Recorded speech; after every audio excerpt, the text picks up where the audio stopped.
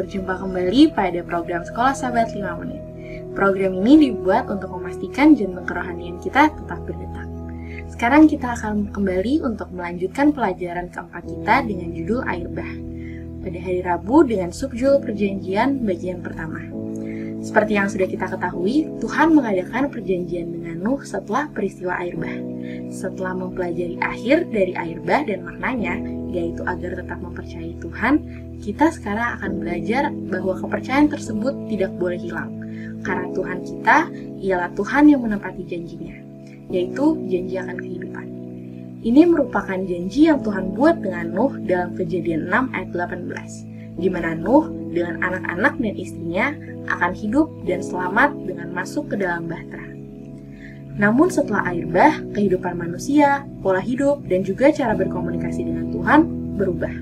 Pada Kejadian 8 di ayat yang ke-20, dapat dilihat bahwa hal yang pertama Nuh lakukan setelah keluar dari bahtera adalah mendirikan mezbah dan mempersembahkan korban bakaran di atas mezbah tersebut. Tuhan kemudian berfirman dan memenuhi janjinya terhadap Nuh dan keturunannya, dengan tidak akan membinasakan lagi bumi karena manusia. Di sini Nuh menyembah Tuhan dengan korban bakaran dan menggunakan sebuah altar.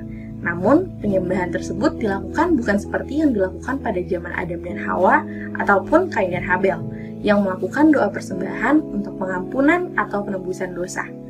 Berbeda dengan Nuh yang melakukannya sebagai tindakan syukur kepada Tuhan yang telah memberikan sarana bahtera agar ia dan keluarganya dan seisi bahtera tidak binasa. Perubahan kedua dapat dilihat dalam suatu kemiripan perintah Tuhan kepada manusia. Pada Kejadian 9 di ayat yang pertama, Tuhan berfirman kepada Nuh dan anak-anaknya, seperti ia berfirman kepada Adam dan Hawa, beranak cuculah dan bertambah banyak dan penuhilah bumi. Tetapi Tuhan juga memperkenalkan gaya hidup baru yang mempengaruhi hubungan manusia dengan hewan. Setelah air bah, Tuhan tidak lagi memerintahkan manusia untuk berkuasa atas hewan-hewan, tetapi memperbolehkan manusia untuk memakan hewan-hewan, tetapi tidak oleh memakan darah mereka.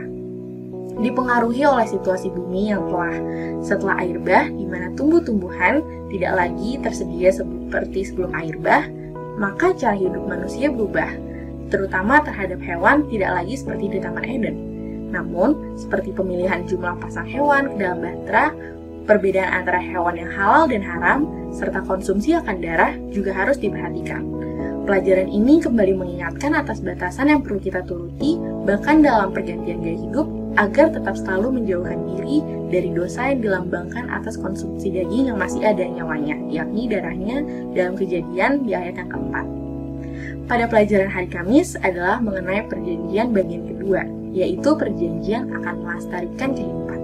Setelah Nuh menyembah Tuhan dengan mendirikan mezbah dan menyerahkan korban bakaran, Tuhan membuat janji tidak akan lagi membinasakan manusia dan memelihara manusia di bumi. Ini ditunjukkan dalam janji untuk memberkati musim menabur dan menuai pada Kejadian 8 di ayat yang ke-22, dan memberkati Nuh dan keturunannya pada Kejadian 9 di ayat yang pertama. Ini mengingatkan kita atas adanya kesempatan yang diberikan Tuhan kepada manusia, bahkan setelah manusia yang telah berdosa, yang dapat dilihat dalam Kejadian 8 di ayat yang ke-21. Perjanjian ini harus selalu kita ingat karena pentingnya makna akan janji Tuhan kepada manusia. Ini tercermin dengan seringnya diulang kata perjanjian, di mana setelah air bah, Tuhan memberikan pelangi sebagai tanda akan janji tersebut. Namun perlu juga kita pahami bahwa perjanjian ini tidak hanya untuk orang-orang tertentu, tetapi terhadap semua orang, yang melambangkan tidak adanya batas kasih dan pengampunan, serta pelestarian hidup yang Tuhan berikan. Di mana Kejadian 9 ayat 17, Tuhan juga mengingatkan kita pada perjanjian tersebut diadakan dengan segala makhluk yang ada di bumi, sebagai karunia bagi umat manusia dan sebagai tanda pengingat akan hari penciptaan. Pelajaran hari Jumat menggambarkan perbedaan dengan melihat perbandingan mentalitas dan tingkah laku manusia sebelum dan sesudah air bah. Perlu diperhatikan bahwa dosa-dosa yang datang kepada manusia sebelum air bah bukan karena perlakuan mereka semata, tetapi yang menjadikan dosa mereka adalah dengan melakukan kejahatan yang merusak diri dan memanjakan nafsu makan tanpa batas dan menerima semua itu tanpa syukur. Tidak hanya itu, tetapi juga menyalahgunakan berkat yang telah diberikan kepada manusia terus dilakukan untuk alasan pemenuhan keinginan manusia. Keadaan yang sama dapat kita temukan sekarang ini dengan banyaknya peristiwa kejahatan, berita yang dipenuhi pembunuhan, pemberontakan dari waktu ke waktu yang menggambarkan dunia yang lepas dari pengendalian dan dipenuhi celaka. Dan kebinasaan, kejahatan-kejahatan yang menyebabkan diadakannya air bah pada saat itu terulang dan terlihat sebagai lukisan keadaan yang terjadi pada masyarakat modern sekarang ini. Maka kita harus tetap berpegang pada janji Tuhan dalam perubahan keadaan yang ada di sekitar kita, dan jangan lupa bersyukur karena kasih karunia Tuhan yang telah diberikan kepada kita. Demikian Sekolah Sahabat 5 menit kita pada hari ini, kiranya Tuhan memberkati kita semua.